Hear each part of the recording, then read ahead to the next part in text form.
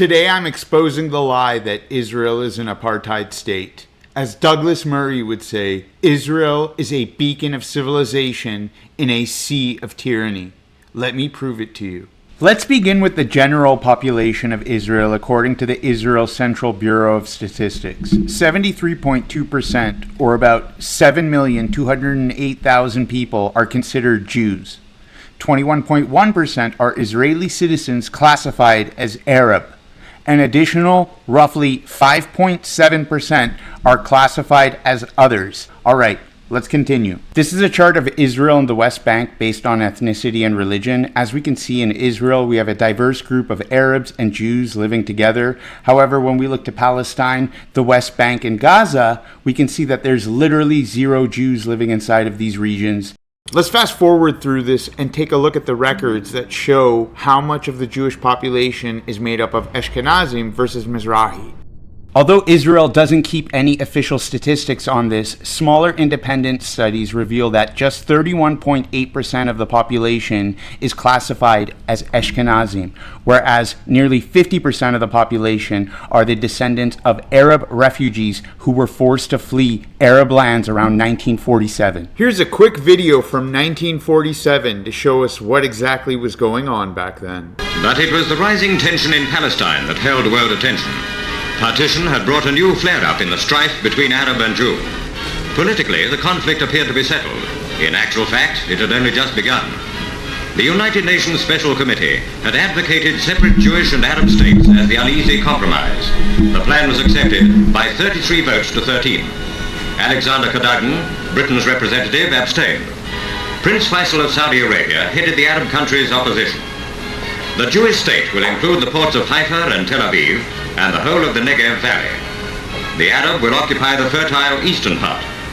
Jerusalem will come under United Nations trusteeship. First reaction from the Jews was one of joy.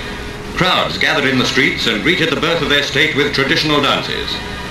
Britain's civic administration is expected to withdraw by May. Jews and Arabs will then govern themselves. Arab opposition to the partition scheme has been violent. The call for a holy war against the Jews went out from Cairo. A 3-day general strike coincided with an intensive recruiting campaign.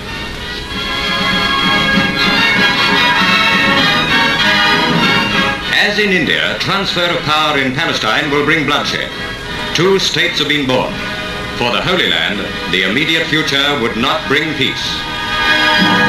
I hope you were paying attention and noticed how the Palestinians were actually referred to as the Arabs of the Palestine partition plan.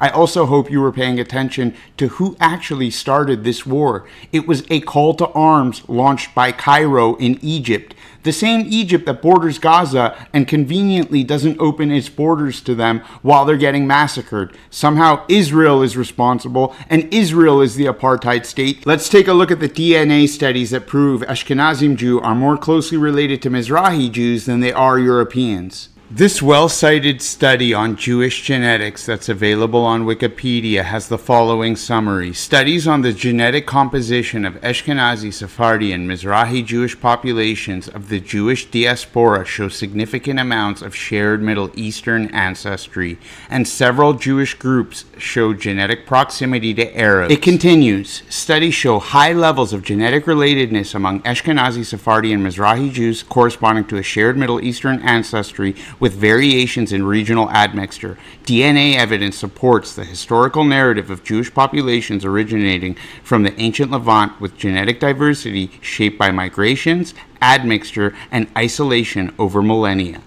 And here's one last point I wanted to cover. Ashkenazi Jews, while showing minor European genetic input, 12 to 23% on average, remain closer to Middle Eastern and Sephardi Jews than to European populations. And all of this is well cited. Now let's ask ChatGPT a few questions on Jewish genetics and see how it responds. Let's start by asking it how much of the Jewish population is actually made up of Ashkenazim. Now, as we can see, the number matches what we saw in the previous studies at roughly 30 to 40%. The next question I asked it is, how much of Israel is the descendant of someone who needed to flee a Muslim country because of persecution? ChatGPT shows us that the Mizrahi population is actually about 10% higher than the Ashkenazim. This next question was for all of you Noam Chomsky fans, the ones that like to call Ashkenazim the descendants of Khazars. Here's what ChatGPT had to say about that.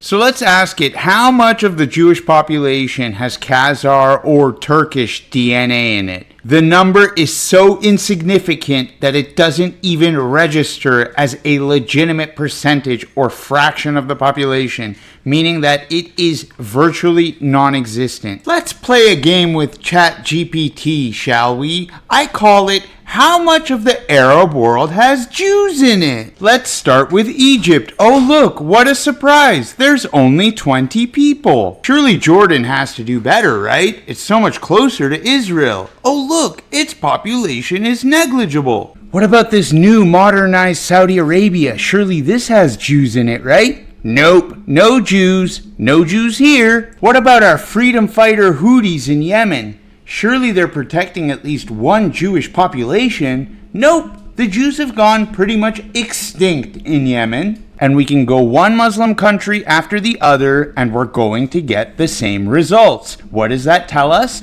Who is the real apartheid state here? Who has driven every ethnicity, including the Jews, outside of its boundaries except for Muslims? Here's a short animated clip explaining the Mizrahi exodus from Arab lands. In the 2nd century CE, Roman occupiers crushed the last hint of Jewish rebellion in the region. The subsequent Jewish exile lasted nearly 2,000 years, creating a far-flung Jewish diaspora. The Jews who made their way to Southwest Asia and North Africa became known as Mizrahim, Easterners. For centuries, these Middle Eastern and North African Jews lived and worked, prospered or suffered as guests in foreign countries, their fortunes linked to the whims of often unfriendly rulers. Like Jews around the world, Mizrahi Jews dreamed of returning to their ancestral homeland, directing their daily prayers toward Jerusalem. This dream became an urgent necessity as the Second World War inched closer to their borders. By 1941, the Nazi ideology that had consumed Europe made its way to the Middle East, violently.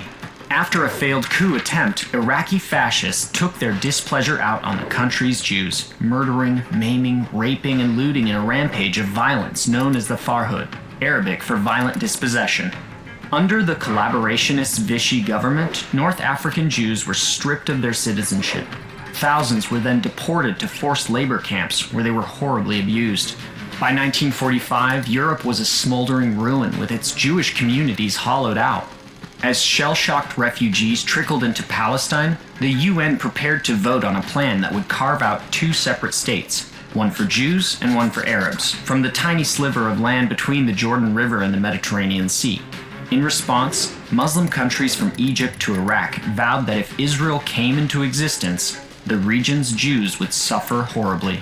A New York Times headline from May 1948 summarized the situation aptly.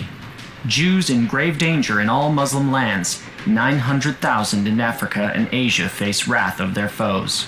But Mizrahi Jews had a safe haven.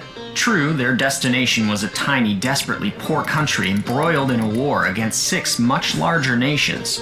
And yes, it was bursting at the seams with refugees and survivors from all over the world.